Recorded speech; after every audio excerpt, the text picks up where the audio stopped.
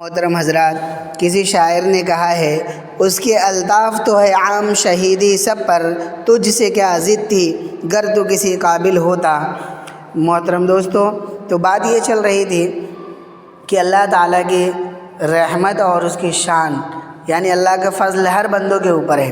بلا شبہ اس میں ہر قسم کے گنہگاروں کے لیے ایک بہترین آفر اور خود ان کے پروردگار کی طرف سے عظیم بشارت ہے، کیونکہ آیت رحمت کا آغاز لفظ عبادی سے فرمایا گیا۔ یہ جو پچھلے بیان میں ہم نے بتلایا تھا، قُلْ يَا عِبَادِيَ الَّذِينَ أَسْرَفُوا عَلَىٰ أَنفُسِهِمْ لَا تَقْنَطُوا مِن رَحْمَةِ اللَّهِ، یہ اسی کی بات چل رہی ہے کہ پروردگار کی طرف سے عظیم بشارت ہے، کیونکہ آیت رحمت کا آغاز لفظ عبادی سے ہے فرمایا گیا، جس میں اشارہ اس طرح معلوم ہوتا ہے کہ جو ایمان لا کر سچی توبہ کر کے صحیح معنوں میں اس کا بندہ بن جائے گا تو اس کے گناہ ایمان و توبہ کی برکت سے خاص سمندر کے جھاگ کے برابر بھی ہو تو انہیں معاف کر دیا جائے گا۔ واللہ عالم۔ حضرت علی رضی اللہ عنہ فرماتے ہیں، اَيَا صَاحِبَ الذَّنْبِ لَا تَقْنَطَنْ فَإِنَّ الْإِلَٰهَ رَؤُوفٌ رَؤُوفٌ، اے گنہگار مایوس اور نا امید مت ہو جا،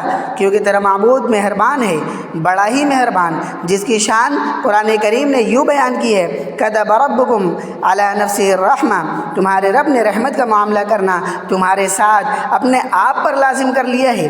دنیا کا کوئی شریف اور بھلا آدمی بھی جب وعدہ خلافی نہیں کرتا تو رب العالمین قرآن کریم میں کیے ہوئے اس تحریری وعدے کے خلاف کیسے کرے گا، جبکہ اس کریم نے آیت رحمت میں لفظ ان اور جمیع حروف تاکید لا کر وعدہ رحمت میں مبالغہ فرمایا ہے، تاکہ اس کے وعدہ رحمت و مغفرت میں کسی کو کسی قسم کا شبہ نہ رہے۔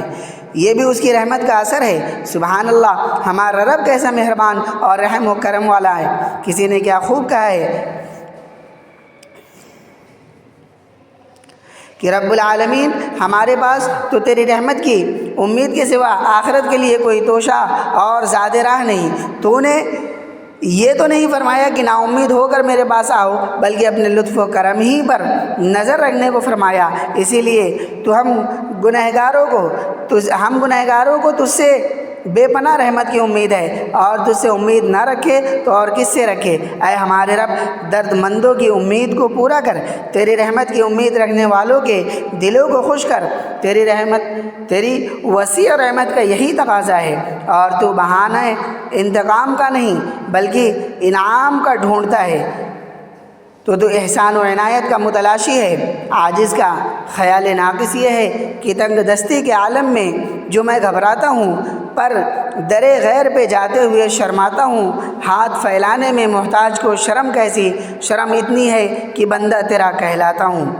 مزید حق تعالیٰ کی کمال رحمت کو بتانے کے لیے حدیث میں رب العالمین نے فرمایا کہ دنیا کی مخلوق آپس میں جو محبت اور رحمت کا معاملہ کرتی ہے، یہ اللہ کی شان رحمت کا اثر ہے۔ فرمایا ان للہ مئۃ رحمہ، اللہ جل شانہ کی رحمت کے 100 حصے ہیں۔ انزل منها رحمتا واحدہ بین الجن والانس والبہائم والحوام، ان میں سے صرف ایک ہی رحمت کو محض اپنے لطف و کرم سے کائنات کے جنوں، انسانوں، جانوروں اور موذی کیڑے مکوڑوں اور ساری مخلوق کے درمیان تقسیم فرمایا۔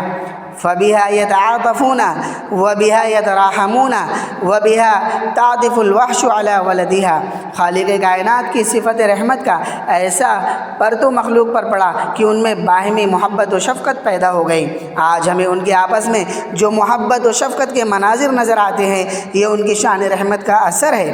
چڑیا جو ایک ننھی سی جان ہے، مگر وہ اپنی اولاد کے لیے گھونسلہ بناتی ہے، دانہ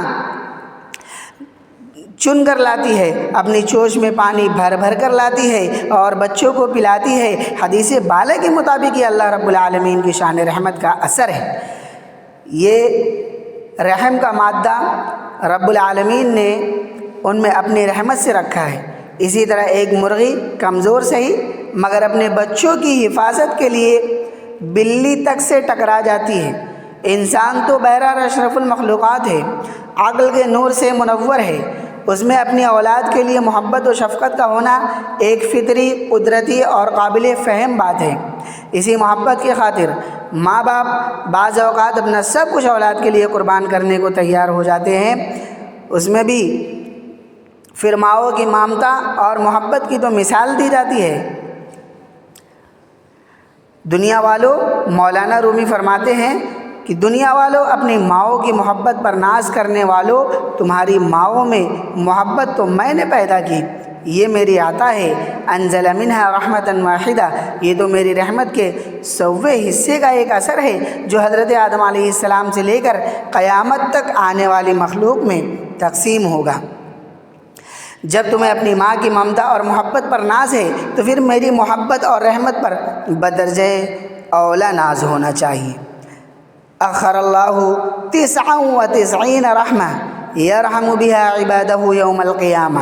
حدیث شریف میں دنیا کی مخلوق کے مابین آپس میں جو رحمت کا ذکر ہے، یہ دنیا میں رب کریم کی صرف ایک ہی رحمت کا اثر ہے، لیکن قیامت میں جب اللہ رب العالمین کی 99 رحمتوں کا ظہور ہوگا اور صحیح مسلم کی ایک روایت کے مطابق اس دنیا کی ایک رحمت کو ملا کر جب 100 کا عدد پورا کر دیا جائے گا، اس وقت اللہ کی رحمت کا کیا حال ہوگا کوئی اندازہ نہیں لگا سکتا۔